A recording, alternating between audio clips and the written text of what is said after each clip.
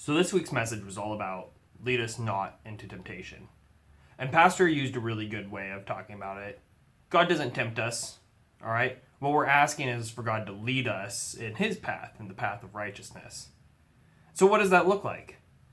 Well, Jesus tells us in Matthew 22, Mark 12, and Luke 10, it's all kind of the same story in three different spots, that the most important thing is to love God and love our neighbor. All right, if nothing else, those are the two things we focus on. Everything else kind of hinges on that. But sometimes we like to get a little more technical than that. Sometimes we want to know, what exactly does it mean to love my neighbor? All right, now a good place to start from there is the Ten Commandments. They kind of set up a guide on how we love God and how we love our neighbors, how we should interact with each other. But I don't know about you, sometimes the don't do this is harder for me to wrap my mind around than the what I should do. So I want to take a couple minutes and look at the Ten Commandments together and look at, instead of what is it telling me not to do, what is it telling me to do? So let's look into that. Just a quick note, different traditions number the commandments differently. God didn't call them the Ten Commandments, people did. And it's a teaching tool, it can be helpful. But I'm just going to take the text as it is, and I'm not going to, stick the numbers that I grew up with in there. We're just going to take the text as it is. All right, so when we look at the bulk of the text in Exodus 20, it starts off with a group of commandments, as we call them, talking about our relationship with God. And it starts like this. You shall have no other gods before me. You shall not make yourself a carved image or any likeness of anything that is in heaven above, or that is in the earth below, or that is in the water under the earth. You shall not bow down to them or serve them, for I, the Lord your God, am a jealous God. All right, so that's kind of like what we were talking about with Jesus saying, love the Lord your God. He goes, love the Lord your God with all your heart, soul, strength, and mind. It's important. That's how these Ten Commandments start off. We should be loving God more than we love our stuff, more than we love things, more than we love people, more than we love money. We tend to think about idols, in the olden days where people worship statues, and we don't see that a whole lot these days. But there are examples of that we can see in modern day life.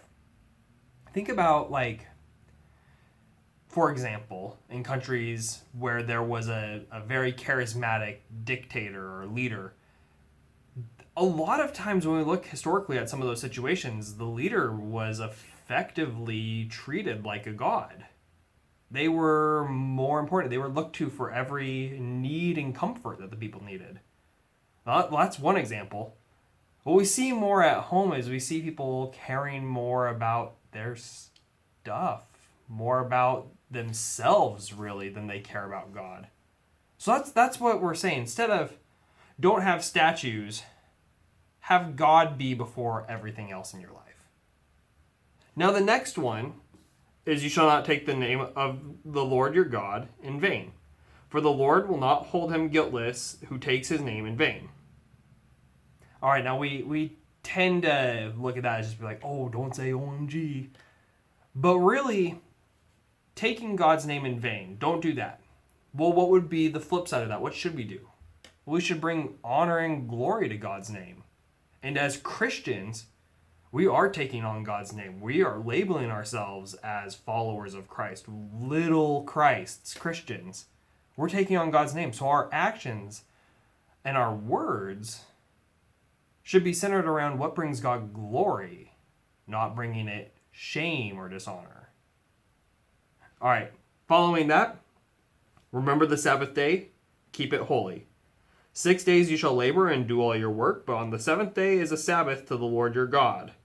On it you shall not do any work, you or your son or your daughter, your male servant or your female servant, or your livestock or the sojourner within your gates. For in 6 days the Lord made heaven and earth, the sea, and all that is in them, and rested on the seventh day. Therefore the Lord blessed the Sabbath day and made it holy. All right, easy peasy. 1 day a week, don't do any work. Don't do any work, but what should we do? Worship and rest.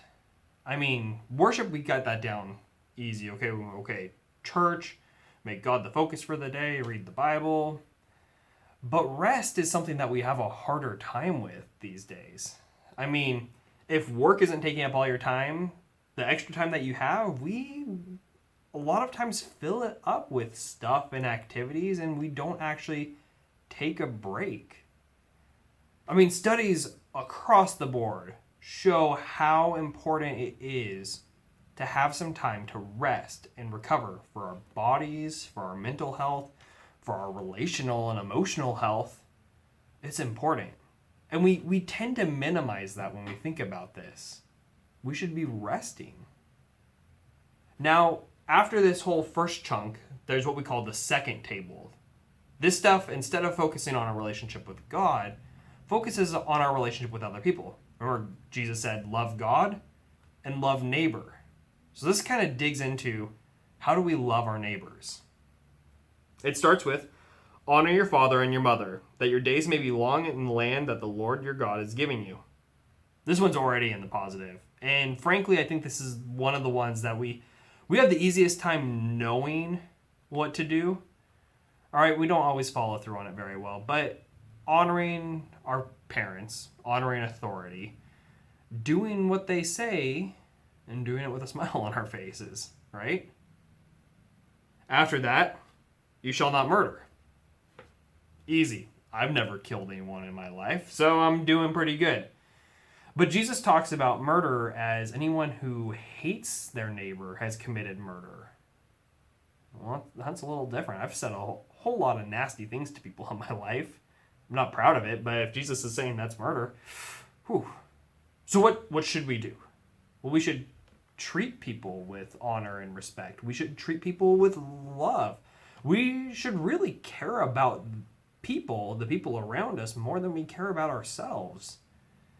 So instead of focusing on the things that they do that make us angry, let's focus on what it is about them that we love and what we can do to love them better.